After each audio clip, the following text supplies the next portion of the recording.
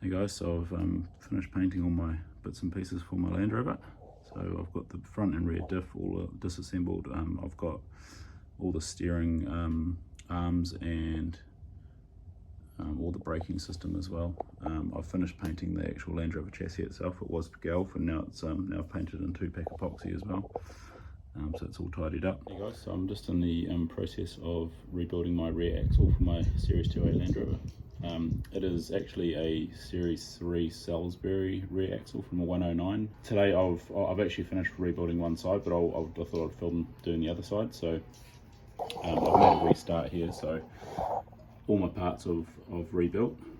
So wire wheel, took all the rust and grease off them, degreased them, painted them with 2-pack epoxy, cleaned up all the nuts and bolts. I've put a new distance piece here, or the piece that the hub seal runs on. The stub axle is not in the greatest condition, but this is where the bearing sits. So a bearing will sit here and a bearing will also run on this face here. So a little bit of pitting here doesn't matter too much as long as the bearing fits nice and tight on there. So the stub axle goes onto the axle. It basically just got a little flange here which sits over the axle piece. In between there I've just used a bit of copperese and a paper washer, a paper gasket which goes in there, and then you just tighten that back up. The reason I put the copperese in there is just so it's easier to get off for me next time. So the next phase of this is to install the brakes. So these are 11-inch Series 3 brakes. I've bought a kit basically, so they come with new, these are Mintex branded brake shoes. You get the springs, new nuts and washers, and a new brake servo as well. This is the one with the single servo at the top. So yeah, so that sits up the top like that. So what I'll do is I'll run you through the process of installing that, and yeah, I'll show you where all the springs go because that does get a bit tricky. So yeah, I'll set up and I'll get back to you. Alright, so the first thing we'll do is install this brake servo. Basically just brake servo sits at the top there, and you've got a split washer and a nut on both. So what I'm going to do is I'm just going to apply a little bit of copper grease to those threads just there, just to make it easier on future me if I need to take that off at any stage. Just a wee dab like that is plenty. That'll protect you. So just poke that through, and then chuck your washer and your nut on the back.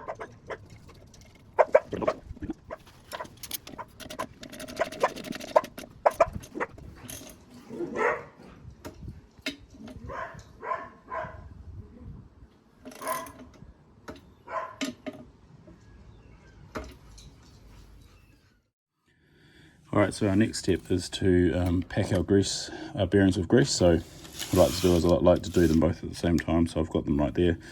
I've got my grease, I'm using this grease.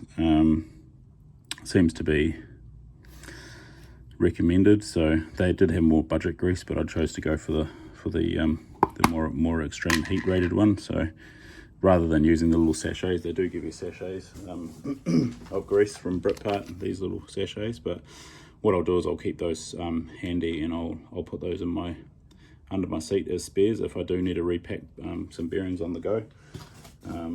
They come in handy, nice and clean to store. Right, so what you do for bearings is basically we want to get the grease, and we want to force the grease up in between those roller bearings. And the way you do that is it's messy, and that's why I've got gloves on. So you grab yourself a good bit of grease like that, you wipe that on the palm of your opposing hand like that, and then what you do is you get your bearing. You want to hold your bearing like that so you get a nice tight grip of it, and what you want to do is you want to just go like that, and basically what you're doing is you're just working the grease up between the bearings, and I'll show you in a second. You can see that you can see them bubbling there. So you can see once they start bubbling up like that, you know that the whole bearing is packed. and then we just shuffle around and then just kind of overlap where it was bulging out and just carry on all the way around like that.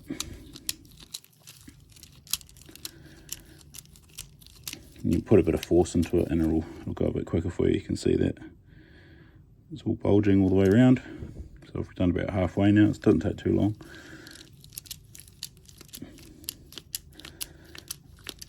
It is messy though, so you do want gloves.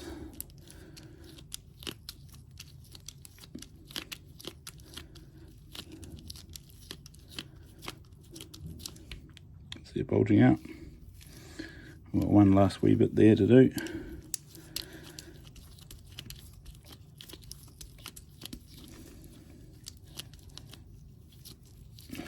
Make sure it's all packed in. Just go around the whole lot again, just to make sure.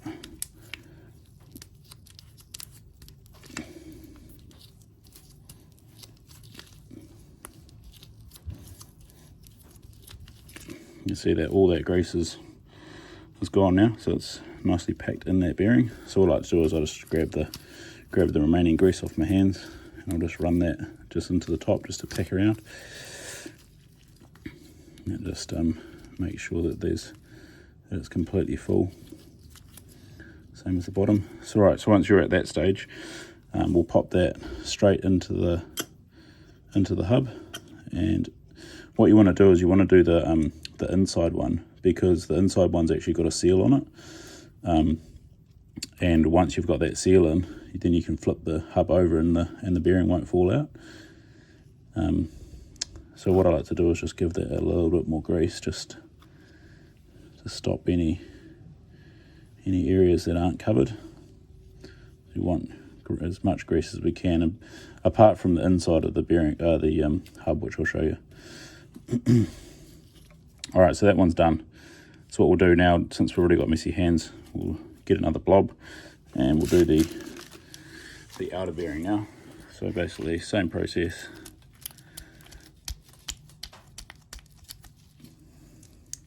Push it through.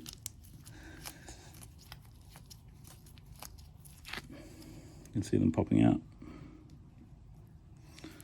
Normally it's just like that, you can see through it.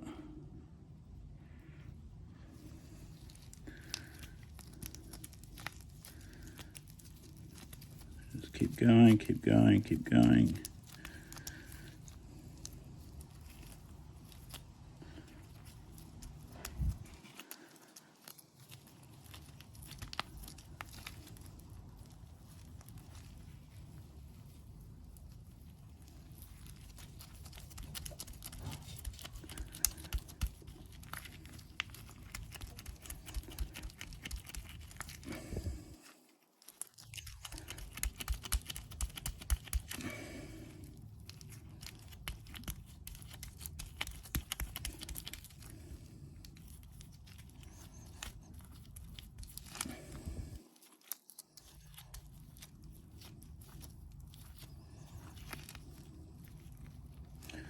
Alright, so that's all packed now, so just give it one more go around all the way around, clean it off and get that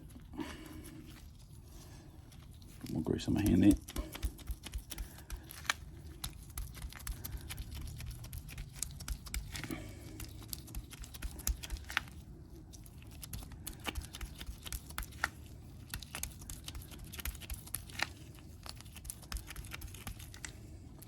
There we go. Again, I'll just give it a bit of a wipe like that, and I'll just pop that back down in the case to keep it dry. I keep it safe. So any excess you can just rub back into your hub or do whatever. I wouldn't put it back into the container. I like to just keep that nice and clean.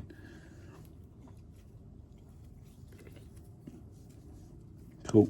All right. So now, obviously, you can just pull your gloves inside out. There we go. They're completely grease free. All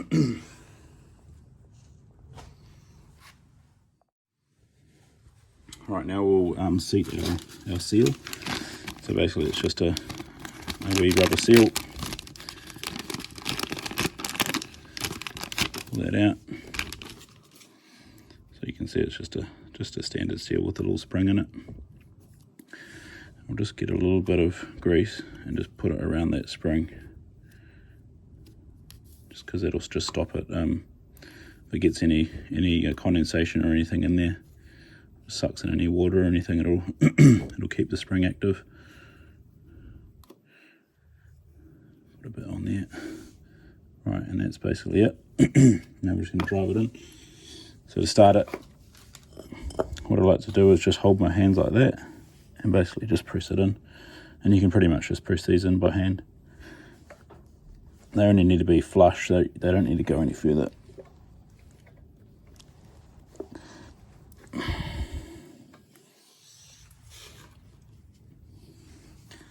Cool, so that's that, and now I'll set you up back onto the axle, and we'll start assembling the hub onto the axle. Alright, so we've got our hub here, all ready to go. I'll basically just wipe a little bit of grease on the inside of that lip, just to give the seal a bit of lubricant. On the inside, it doesn't say in the manual it says don't pack this with grease, but I think it's probably quite good just to pop a little bit of grease just around the inside rim, just in between the two bearing races, just so that it stops corrosion, and if you do get any water or anything in there, I mean, you don't want to go too hard, but just pop a little bit in there just to lube it up. Cool. Right, now basically you're just going to pop that onto your stub axle slowly, and just go slow as you put that seal over the end there and seat it all the way. And so basically that's all it takes. And then we've got our bearing from before, and so what we're going to do with that is basically I've just got a little bit extra grease. I'll just pop that around the outside to make sure that it's all greased up. And basically we're just going to slide that over the stub axle. You can kind of lift the bottom as you push it in, and that's all good.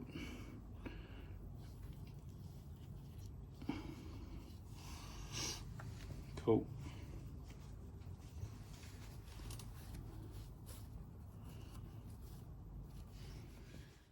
To set your preload, it's only like 2 to 4 foot-pounds, I think. Sorry, 2 to 4 thou of an inch end float. So basically what that means is, it means a little bit of end float in the bearing. So you can see, you probably can't see, but it's got a small amount of play there. You don't want much. So basically all you want to do is just make it finger tight, like that. Not even just with 2 fingers, just make it just until it touches. And then generally you could be able to hear it. If you wiggle it back and forth or up and down, you'll feel a little bit of a jiggle there, and that's all you want. You don't want any more than that, because otherwise you'll be Alright, so we've got our axle. As you can see, we've got a 24 spine axle, and on one end it's got a split for a split pin there, split ring, and then on the other end it's got nothing. So this is the end that's got nothing, goes straight into the axle. So what you do is you just pop it straight in, like so, and then what you want is your little stub axle here, so your little dry flange, sorry. And what that does is just basically goes over the end and stops the axle running too far into the diff, and then also converts the drive from the diff via those splines onto your hub via these. So yeah, pretty neat. What I like to do is I like to I got the standard gaskets with the Brit Part kit. They come like that. It's pretty average, and they're pretty, I don't know, average quality gasket paper, and they don't actually fit the sub axle. So the first one I tried to do actually split. So I'm not very happy with that. I've actually got an AVM freewheeling hub rebuild kit. So I'm just going to steal the the gasket out of that, because as you can see it just fits over perfectly, you know, and that just gives me a nice, you don't have to worry about anything, gives me a nice finish. And so what I'll do is I'm just going to run a little bit of grease all around the inside of this, just a real light smearing, because I basically just don't want to have any any rust in there. The ones that I took off had a little bit of fluid in them, but they were full of water as well. So obviously that was from not maintaining it. I got it in a pretty sorry state, but yeah, I just want to make sure we don't get any more any corrosion that if we can avoid it. So basically pop your gasket on there, and that will just keep your gasket in place as well, which is super handy. Line your holes up, that's all ready to go. And I'll just pop a little bit of grease on this side as well, just a real light smearing. Don't want it splurging out the sides or anything, so pop a little bit on there and just spread it out. And if there is any leaks, that's basically just going to stop anything. It's going to plug the hole basically. So that's all you need, just a real light smearing. Well, that's what I like to do anyway. The first part is I like to push that onto the axle. I'll just pop a little bit of grease on that as well.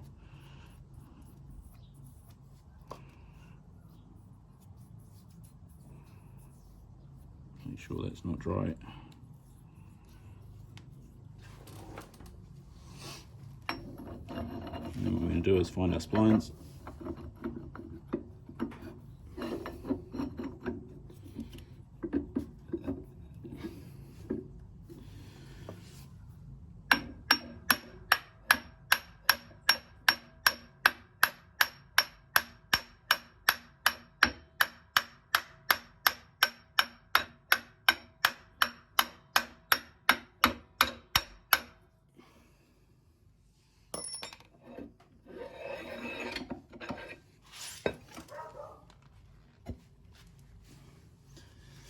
So I'll just push that on.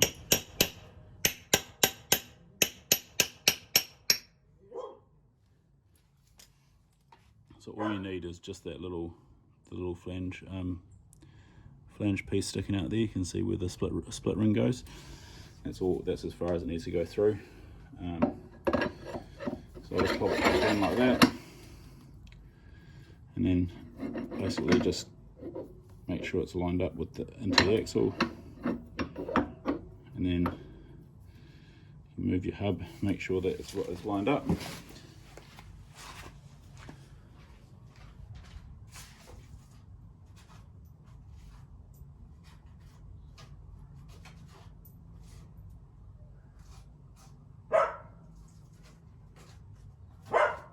Can you cut it out?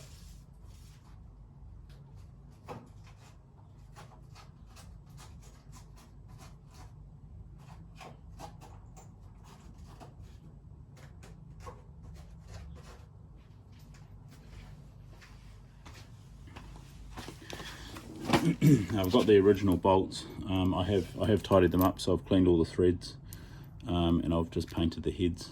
Basically just used I used a rust treatment first, CRC rust treatment, and then I've just given them a quick spray with CRC zinc, and that just gives them a matte black finish. And so we'll just pop these on.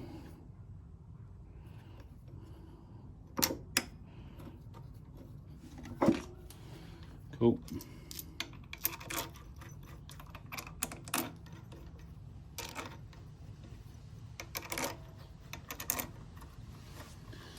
Cool, and I'll just do those up and then I'll come back to you. Alright, so we've got all our bolts done up. I've ordered some new, there's a little basically a little rubber gasket that goes around that, little O-ring. So I've ordered, I actually ordered 4 just so I've got a couple of spares. What I'll do is I'll just pop a bit of grease onto that as well, make sure that the rubber's nicely lubricated, and just pop that into the channel there. And that's all you need to do. So that's cool. The next part is the split ring.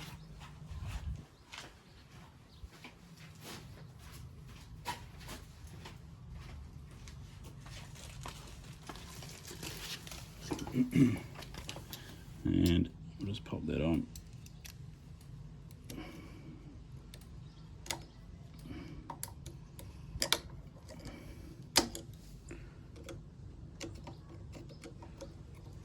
Cool, that's all on.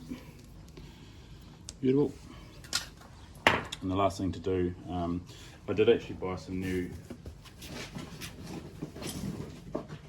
dust covers. These are the dust covers here, but they don't actually fit. I've put them on, but they're so tight that like they're not even. I've tried hammering them, and they've, as you can see, it's like they just go on a little bit, and then they basically just get jammed up. So I'll have to get in contact with paddocks. Alright, so we've got our brake drum. This is an old one which I've painted. I've also painted the little piece inside there, just to keep the corrosion down.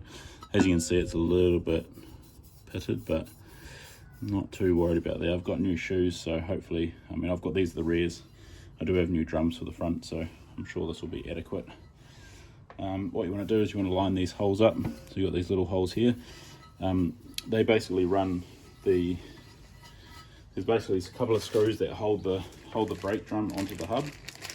I have ordered new ones of those, and I have seen in other people's videos that they didn't fit, so I thought, oh, I'll give it a go. So these are the new ones. Same deal.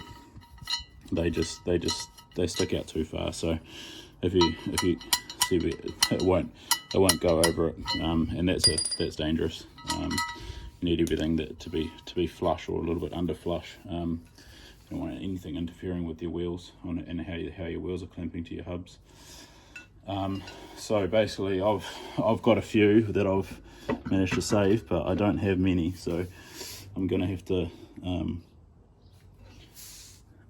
scrimp and save and find one. So bear with me. All right, so pop that over the top. It went on nicely. And so I've got one old one here. The new hubs that you buy, the new drums that you buy only have one screw hole, so I'm not too worried. I don't even think that they really need this screw. It's really just to hold it on when the wheel's not on. The main clamping force, the main clamping force is the wheel. So yeah, through the main wheel studs. So I've just put a bit of copperies on there, and I'll just pop that one in.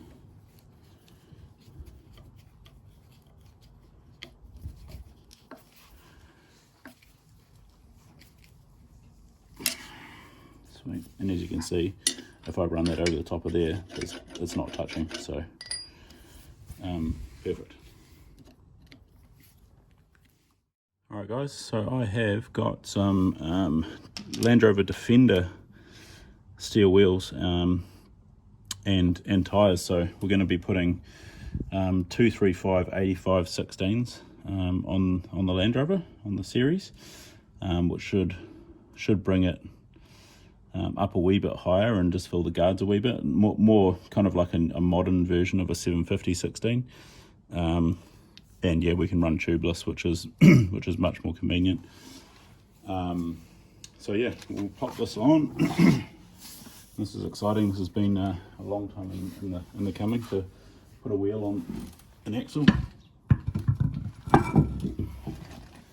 There we go. And I've got a whole set of, when I got these wheels from the guy, I'm pretty sure, I think they're from a 2014 Defender. So he went and put alloys on his. So I got the old wheels and all the matching brand new bloody nuts as well. So wheel nuts. So they're basically the same as the Series 3 ones, but obviously these ones are about 60 years newer. I'm just button those up with the Ugga Dugga.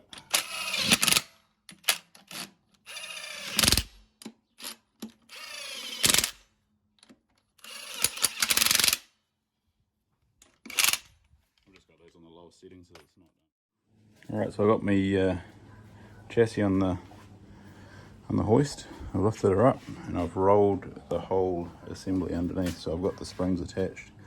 The hardest part about that, doing it that way, was, which I think you'd probably have that problem both ways, is actually the springs, the U-bolts which go over the diff, they're kind of bent inwards a bit like that, and so you have to bend them out to get them over the diff tube. But then obviously once you get them down, they're splayed a wee bit, so actually lining them up at the bottom plate is a real mission. I ended up having to use a spring compressor to get it all lined up in the end, because it was just so much pressure. So I've done that on both sides. I've just left them loose. You can see they're done up and they're located, but they're not nowhere near tight. So I'll get those shackles on now, and we'll go from there. Hopefully it goes nice and smoothly from here. We'll see. Famous last words.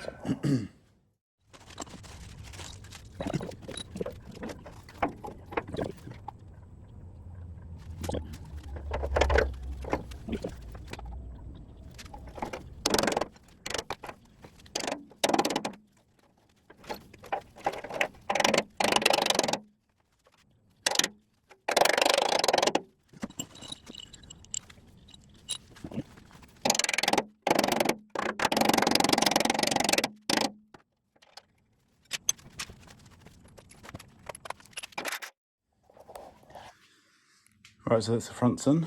Now I've just got to sort out the shackles for the rear. Just got them sitting there. So I've got my box of shackles. I'll set you up and we'll get into doing that. All right, so I've got the suspension and the axle underneath the chassis, and it's sitting on its own wheels on the back now. So it's a pretty big milestone. I did miss those brake line hangers. I actually put them on the wrong way around, so I ended up having to loosen off the shackles. I did manage to be able to do it without taking the shackles off, which I'm happy about. So yeah, I've removed those around. They're basically they're sticking out inboard rather than outboard. You probably spotted that in the last couple of videos, but yeah, it's looking all good now. I've got the fronts in.